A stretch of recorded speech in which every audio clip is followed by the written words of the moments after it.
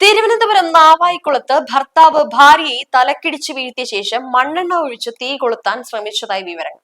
40 വയസ്സുള്ള മുനീശ്വരിക്കാണ് ക്രൂരത നേരിട്ടത്. കുടുംബ വഴക്കിനെ തുടർന്നായിരുന്നു ആക്രമണം എന്നാണ് വിശദീകരണം.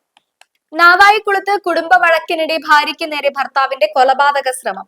40 വയസ്സുള്ള മുനീശ്വരിക്കാണ് ഭർത്താവിൽ നിന്നും അതിക്രൂരമായ മർദ്ദനമേറ്റത്. വഴക്കിനിടെ മുനീശ്വരിയെ തലക്കടിച്ചു വീഴ്ത്തിയ ഭർത്താവ് തുടർന്ന് ഇവരുടെ ശരീരത്തിൽ മണ്ണെണ്ണ ഒഴിച്ച് തീ കൊളുത്താൻ ശ്രമിക്കുകയായിരുന്നു. ഗുരുതരമായി പരിക്കേറ്റ മുനീശ്വരിയെ ഉടനെ തന്നെ സമീപത്തെ ആശുപത്രിയിൽ പ്രവേശിപ്പിച്ചു. നിലവിൽ ഇവർ അപകടനില തരണം ചെയ്തതായാണ് സൂചന. സംഭവത്തിന് പിന്നാലെ ഒളിവിൽ പോയ പ്രതിക്കായി പോലീസ് തിരച്ചിൽ ഊർജിതമാക്കിയിട്ടുണ്ട്. ദീർഘനാളായി നിലനിൽക്കുന്ന കുടുംബ പ്രശ്നങ്ങളാണ് പെട്ടെന്നുള്ള അക്രമത്തിലേക്ക് നയിച്ചതെന്നാണ് പ്രാഥമിക നിഗമനം. സംഭവത്തിൽ വധശ്രമത്തിന് കേസെടുത്ത നാവായിക്കുളം പോലീസ് അയൽവാസികളിൽ നിന്നും ബന്ധുക്കളിൽ നിന്നും മൊഴിയെടുത്തു വരികയാണ്. തലയ്ക്ക് ആഴത്തിൽ മുറിവേറ്റ മുനീശ്വരി വിദഗ്ധ ചികിത്സയിൽ ഇപ്പോൾ തുടരുകയാണ്.